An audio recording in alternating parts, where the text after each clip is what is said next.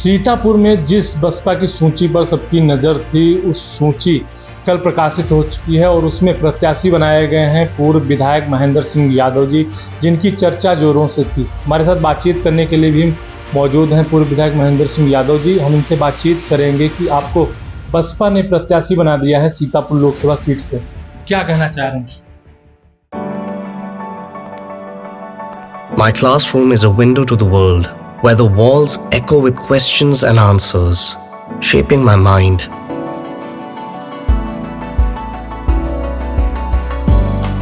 That spark curiosity. And knowledge builds the foundation of my dreams.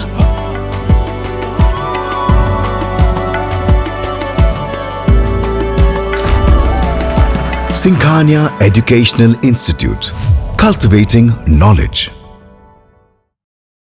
देखिए विपिन जी, जैसा कि आप जानते हैं, मैं 2012 से लगातार लोकसभा सीतापुर में काम कर रहा था। हमारे तमाम लोगों से व्यक्तिगत और पार्टीगत संबंध बने और मैं लगातार उन लोगों के सुख दुख में शामिल रहा। ऐसे में उन लोगों की बहुत अपेक्षा थी मुझसे।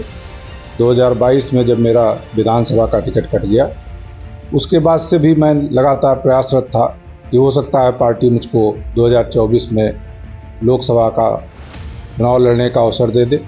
लेकिन जब ऐसा नहीं हुआ तो हमारे उन सभी साथियों में जिनके सुख दुख में मैं साथ खड़ा रहा, उन लोगों ने मुझसे कहा कि भैया आप कुछ करिए। तब मैंने ये निर्णय लिया और मैं बहन मायावती जी को और बहुजन समाज पार्टी के तमाम कार्यकर्ता साथियों को और नेतृत्व को धन्यवाद देता हूं और आभार ज्ञापित करता हूं कि ऐसे समय में जब मुझे अपने मूल दल से निराशा मिली थी और मैं निराश हो गया था, तो उन्होंने हमको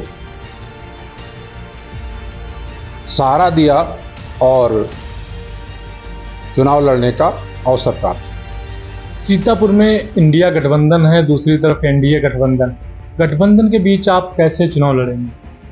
देखिए,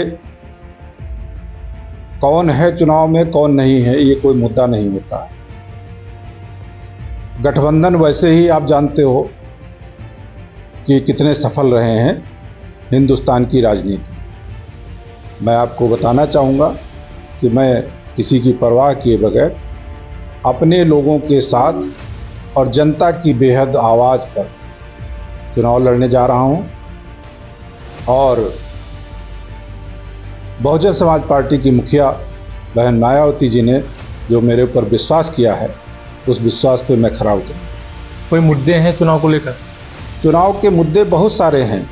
आप मीडिया के लोग प्रत्याशी का चेहरा देखकर उससे बात करते हो। मैं आपसे कहना चाहता हूं कि ये लगता नहीं है कि सीतापुर जनपद राजधानी से मिला हुआ जनपद है। मैं आपको बताऊं कि पिछले 25 साल से कोई परिस्थिति सीतापुर में बदली नहीं।